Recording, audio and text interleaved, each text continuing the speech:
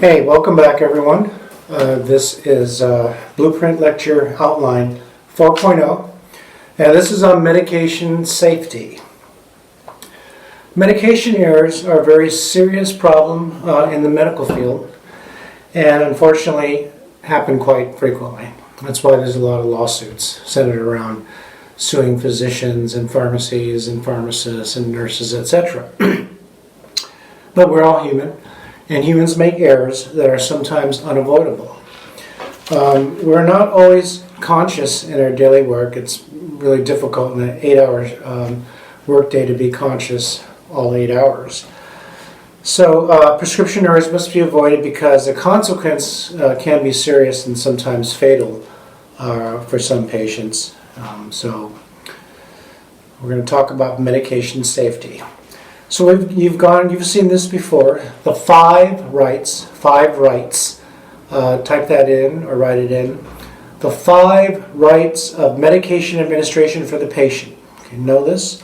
1, the first right, the right patient. The drug must always go to the correct patient.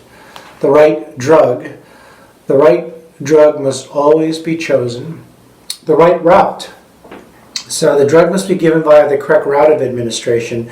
If the correct drug and dose are given, but via the wrong route, then a medication error has occurred. The right dose. Type that in or write it in, DOSE. The right dose and dosage form. So the patient must receive the right dose and form. A dose that is too high or too low is considered a medication error. And then finally, the 5th right for patient is the right time. So the patient must receive the medication within the prescribed time frame. For example, if the medication is due at 8 a.m., then the nurse may be permitted to give the medication anytime between 7:30 and 8:30. The medication given outside the set parameters is considered a medication error. Okay, know the 5 rights for the exam. Common question that they test you on. 4.1, error prevention strategies for data entry. Data entry, typing stuff into the computer, information in the computer. So, prescription or medication order to the correct patient. Medication error is a preventable mistake that involves medicine, whether prescription or over-the-counter. It does not matter whether it is intentional or unintentional. Hopefully it's not intentional. A medication does not need to produce harm to the patient. Often medication errors go undetected until the harm occurs. A, types of errors, and let's go up to page 2. 1, dispensing errors. We're talking about types of errors. There are 2 types of dispensing errors committed by the pharmacists and 1 by technicians. A, mechanical. So a mechanical error occurs in the preparation and processing of a prescription. An example of a mechanical error would be if the pharmacist or technician read the prescription properly but dispensed the wrong medication to the patient. Keep in mind that it is ultimately the pharmacist's responsibility to dispense the right drug to the patient. So if a technician commits a dispensing error, it will be a mechanical error because pharmacy technicians are not permitted to perform judgmental duties in the pharmacy. So mechanical error is the most common type of error which can be committed by both a pharmacist and a pharmacy technician. B, the second type is judgmental. A judgmental error is one committed only by a pharmacist, since it is the total responsibility of a pharmacist to make sure that the right drug is dispensed to the patient. It's the result of a pharmacist making an incorrect decision during the screening of a patient, during drug utilization evaluation, or counseling the patient. Okay, 2, prescribing errors. The route of administration not specified. Patient allergies, the incorrect strength of the medication, incomplete medication name, quantity and refills omitted, and additional directions required. So these would be prescribing errors. The physician or dentist or veterinarian, they didn't completely write out the prescription with all the parameters that are required. So those are prescribing errors. 3, administration errors. Oral medications that were given intravenously, I don't know how that would happen, but oral medications given intravenously. Enteral formulas administered parenterally. Enteral means formulas that you want to go through the intestine. Intravenous medications administered intrathecally in the central nervous system, in the spinal cord. And intramuscular preparations administered intravenously, or vice versa. Page 3. Intravenous syringes used to measure doses of oral medications. You can't do that now. Oral syringes are specifically for oral medications. Ear medications being placed in the eye. Believe it or not, this happens, and it's not really common, but you cannot put ear medications in the eye. You can do it the other way around. You can put eye medications in the ear, but remember, when you put medications in the eye, such as drops or ointment, it has to be sterile, and otic products or ear medications are not sterile. So it's okay for eye medications in the ear, but it's not okay for ear medications in the eye. B, computer data entry errors account for about 11% of all pharmacy errors. C, employ the 5 rights of medication administration at all times to avoid prescription errors. If you do that, you'll be fine. D, double check all data entry points when typing data into the computer, such as the patient name, the date of birth, the address and phone number, insurance information, the drug name. Again, be on the alert for look-alike, sound-alike drugs, and there's actually a resource PDF that you have for look-alike, sound-alike drugs. The drug strength, the drug form, dosage form, tablets, capsules, cream, eye drops, ear drops, topicals, patches, suppositories. 8, the proper translation of the SIG, of the directions, and the quantity of the drug, and whether it's a controlled drug versus a non-controlled drug. E, workplace issues that may contribute to medication errors. Obviously one of them will be talking a lot, right? Okay, so workplace issues are noise, stress, multitasking, like doing more than one task at the same time, smartphone distractions. A lot of pharmacies now employ this rule where you may not have your smartphone on while you're working. You can only use your smartphone during your breaks and at lunchtime. Similar medication labels, the font size and color of the font. Medication labels that are difficult to read for whatever reason. Page 4. Prescription handwriting that is difficult to read. So that's the if it's illegible. We want to make sure that when the prescription comes in from the prescriber's office that we can read everything. And if there's a question about it, then the pharmacist must call the doctor's office and clarify it. Okay, F, the ISMP is called the Institute of Safe Medication Practices. Please type that in or write it in. ISMP stands for the Institute of Safe Medication Practices.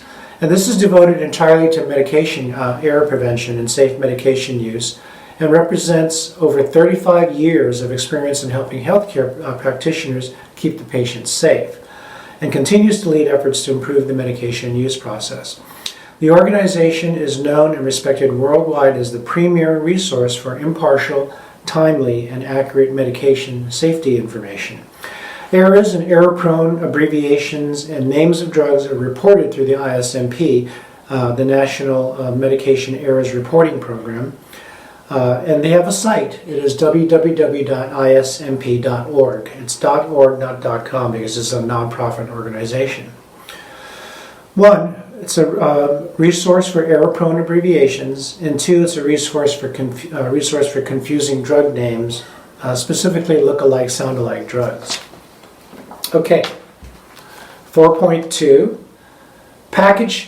patient package inserts and medication guide requirements. example, specific directions and precautions. Every drug prescription bottle that you open up has a patient package insert, either attached to it on the outside or actually inside the bottle.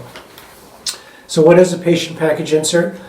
A patient package insert, or PPI, is a package insert formally prescribing information in the United States.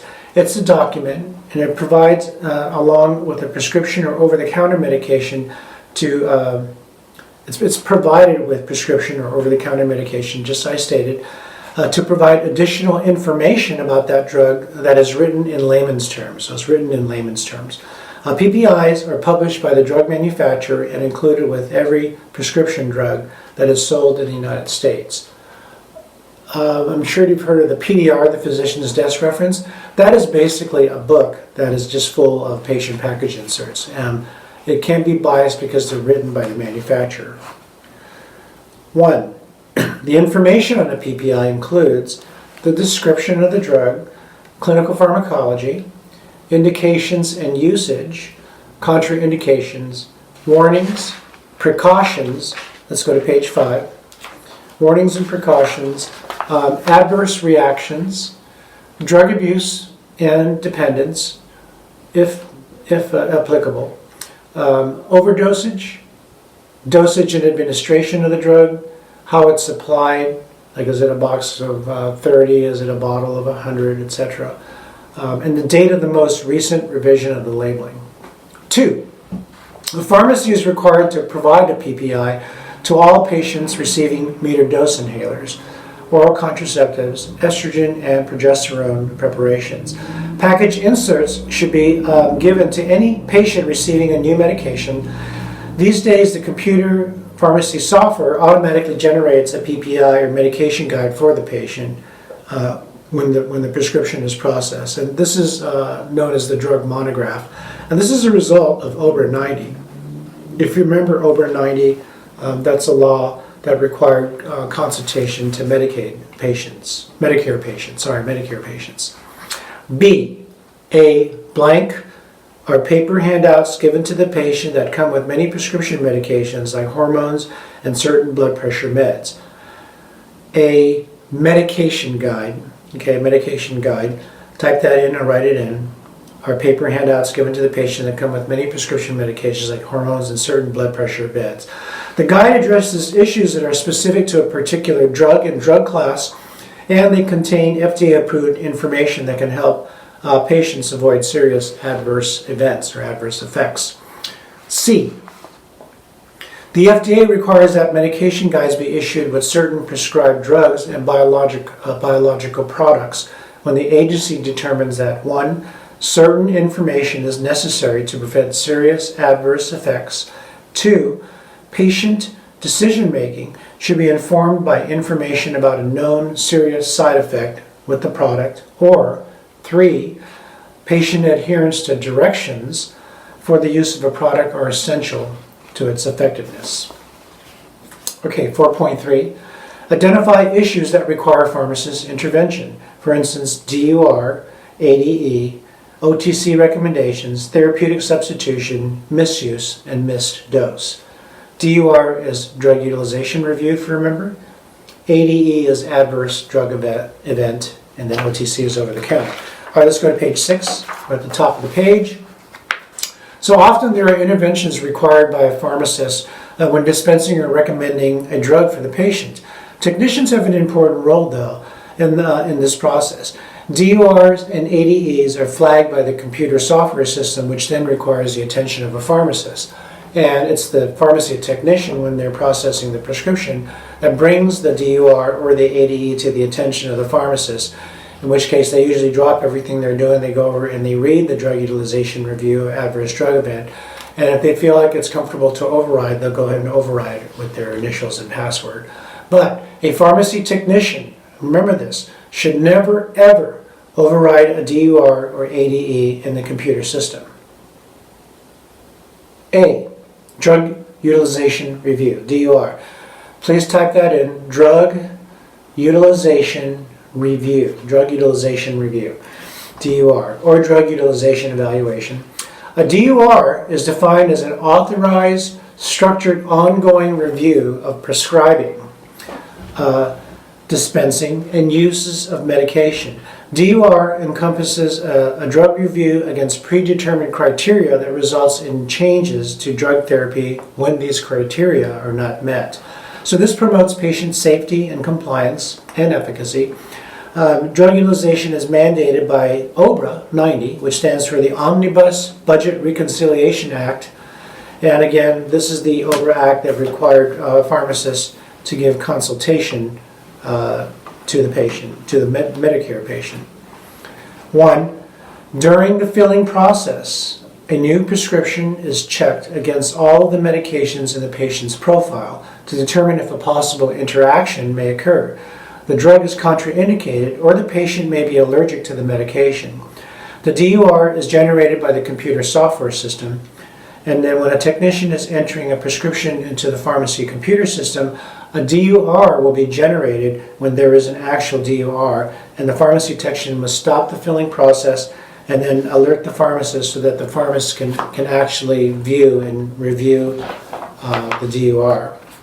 The technician, again, must never override a DUR generated by the computer system. The reason why I'm saying this is because it is a possible question on the test. If a pharmacy technician sees a DUR in the computer, can they override the DUR? The answer is no, absolutely not. Only a pharmacist can override the DUR. A, drug-drug interactions, drug-food interactions, compliance issues, duplicate therapy, and disease state review, and so on. 2, as a technician, never, ever type it in or write it in to your PDF form. Never, ever override a DUR on a computer screen. I don't know how many times I got to say this. The pharmacist must always be called to view the DUR and will override it if appropriate based on his or her judgment. Okay, page 7. Adverse drug event or ADE. So an ADE is an injury resulting from medical intervention related to a drug. This includes medication errors, adverse drug reactions, allergic reactions, and overdoses. ADEs can happen anywhere, in hospitals, long-term care settings, and outpatient retail settings. ADEs continue to be the single most frequent source of healthcare mishaps, continually placing patients at risk of injury. This is not unexpected, given that drug treatment is the most common medical intervention, and medication use is highly complex, multidisciplinary, and largely a manual process. A pharmacy, when necessary, should file an FDA Adverse Event Reporting System called FAERS report to the FDA. This can be done online now. C, OTC recommendations. Pharmacy technicians are not allowed to recommend OTC products to patients because it involves professional judgment and consultation. Only a pharmacist can do this because recommendations are considered clinical in nature, and a pharmacist is clinically trained to recommend OTC products to patients based on their disease states and symptoms after being evaluated by the pharmacist. However, a pharmacy technician can lead a patient to where an OTC drug is located in the store because they're not consulting or giving advice about the drug. They can also tell a patient what their personal experience is with the drug, but cannot recommend any drug to a patient. Okay, D, therapeutic substitution. A therapeutic substitution is when an insurance company will not pay for a particular drug because it is not covered under their drug formulary. A drug formulary is a list of drugs that are covered by an insurance company. It is used to control costs since there are many drugs within the same category of drugs, some more expensive than others. For example, an insurance company may not pay for Advair inhalers, but they will pay for Symbicort or Breo Ellipta since they contain similar active ingredients. So that's what a drug formulary is, right? It's only insurance companies will only pay for certain drugs that they've approved, probably through their Pharmacy and Therapeutics Committee. And the same with the hospital. Every hospital has a Pharmacy and Therapeutics Committee that meets to determine what the drug formulary is for the hospital. Okay, page 8 at the top. E, misuse and missed doses. So a pharmacy technician can assist a pharmacist when he or she notices that a patient has misused or missed a dose of a drug. This is often discovered through interaction with the patient through conversation, either in person or over the phone. Misuse and missed doses can also be discovered through DUR alerts on the computer system when filling the patient's prescription. Patients should ask the pharmacist what to do if they forgot a dose. Situations vary depending on the medication and frequency of dosing.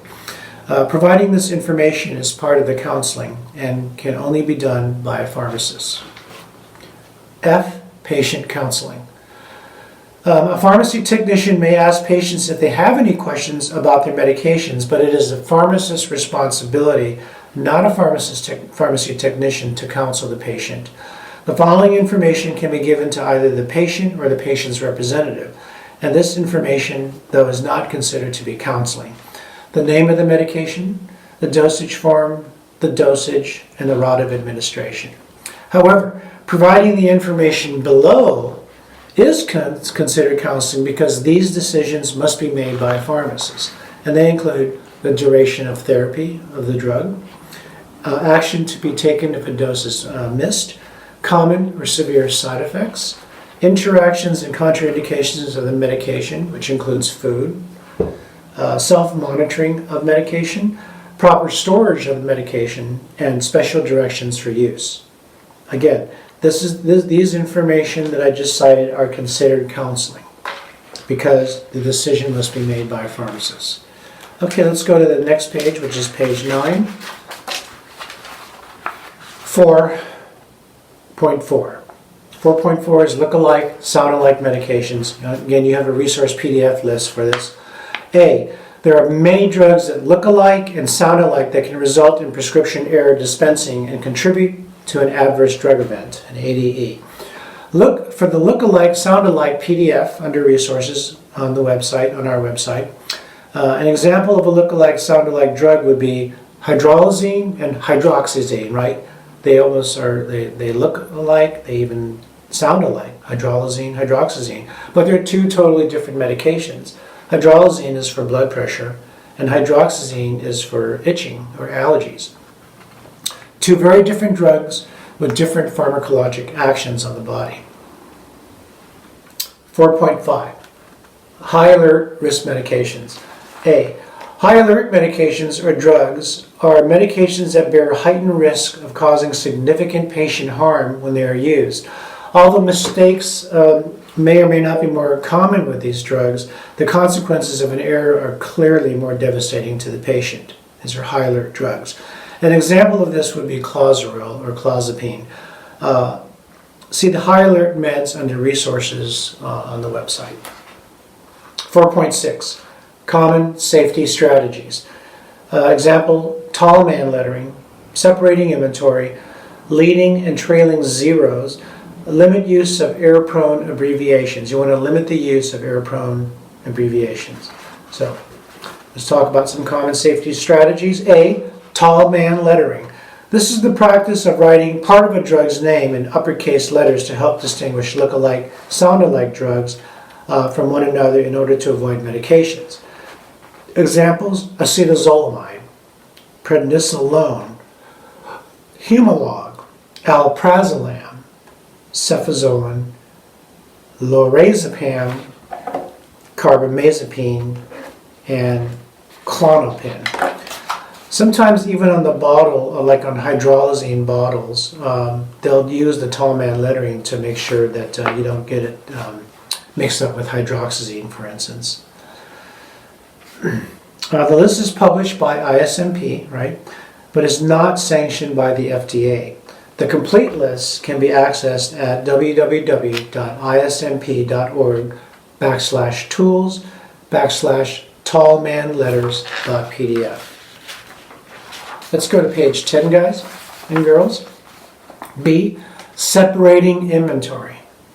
The presence of separating inventory is another safety strategy that can be employed by the pharmacy to reduce errors. These include separating inventory by oral meds, topicals, ophthalmics, otics, and antibiotics. A pharmacy can also use a robotic system like the ScriptPro system to stock the top 100 or 200 drugs that are the most commonly dispensed. 1. The pharmacy should have a method in place to identify short-dated medications. 2. The pharmacy should also allocate a specific area of the pharmacy for outdated, damaged, and returned medications to be stored and then later processed. 3. The pharmacy should identify a place to store recalled drugs until they are returned to the manufacturer. C. Leading and trailing zeros. So this is a common math error when making pharmaceutical calculations, and it is often associated with fractions or decimals. So we'll review this in the math section if you haven't done so already. D. Limit use of error-prone abbreviations. The FDA and the Institute for Safe Medication Practices, ISMP, have recently instituted a nationwide campaign to eliminate the potentially harmful use of abbreviations for drug dispensing. This includes written medication orders, computer-generated labels, pharmacy order entry screens, and commercial medication labeling, packaging, and advertising. You want to see the ISMP errorprone.pdf and resources on the website. E. Do not crush list. This is usually refers to like a sustained or extended release action. You don't want to crush it, otherwise you will eliminate the sustained action effect. You basically destroy the integrity of the tablet by crushing.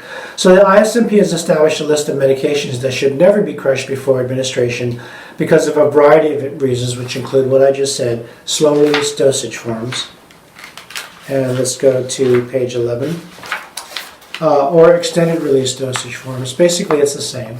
Enteric-coated dosage forms that may irritate the mucous membrane. The rate of absorption may be increased. The coating of the tablet may release the drug over a period of time.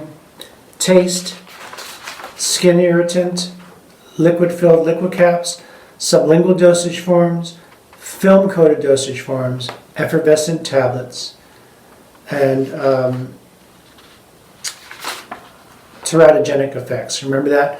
Women who are or may become pregnant should not handle crushed or broken tablets because the medication can be absorbed into the body and produce birth defects to the fetus. And then lastly, local anesthesia of the oral mucosa. Okay, electronic prescribing. You see a lot more electronic prescribing today as technology takes hold. It eliminates illegible prescriptions. That's a good positive plus. It uses clinical decision support to reduce preventable errors. It improves communication between the clinician and patient. It enhances communication throughout the prescribing process. It increases access to patients, to patient and reference information, and it improves work efficiency. Electronic prescribing or e-prescribing. G. Advantages of automation. 1, you get a reduction in medication errors, obviously. You get an increased speed in medication processing, and you manage and track inventory. Last page, page 12. H, examples of pharmacy automation. 1, AccuSource monitoring system. This is a product of Baxter. Baxter is a manufacturer of IV bags. That's their primary business. This is an automated TPN compounder with total nutrient admixture, and the AccuSource is then attached to a computer. 2, Baker Cells. This is one of the older automated systems. This is owned by McKesson Corp in San Francisco. They are one of the largest, if not the largest, distributor in the United States. An example of an automated counting and filling device. Each cell contains a particular medication. The desired quantity is then entered by our computer system, and the Baker cell counts the desired quantity into a vial for the pharmacist. 3, barcode scanners. So the FDA requires that barcodes be placed on all human drugs and biological agents, which will result in an improvement in both patient and medication safety. The potential for errors will be greatly reduced because the right patient will be receiving the right drug and dose at the right time through the right route. 4. A physician order entry system. This results in a reduction of medical errors by having complete and accurate information, accurate dose calculation, and appropriate clinical decision support. 5. Mobile robots that travel through a hospital to the various nursing stations to deliver meds. You're seeing more and more of these as technology improves. Probably within the next 5 and 10 years, it will be just a common thing watching one of these robots roll through a hospital or skilled nursing facility. 6. ScriptPro. This is you've seen videos on this and in a lecture. This is owned by Rite Aid Corporation, and this is an automated robot that fills and dispenses the top 100 or 200 drugs within a pharmacy. It is a standalone unit that is integrated with the pharmacy computer system. And then finally, Pyxis. This is owned by Cardinal Health. Cardinal Health is another distributor. It's McKesson's competitor. This is an automated point-of-use storage system for making floor stock items available to a nursing staff in a hospital or skilled nursing facility. Servers are connected to a Pyxis server and link the hospital billing and information systems together. Okay, guys, that's the end of 4.0 medication safety and the blueprint outline. And we will see you in the next lecture 5.0.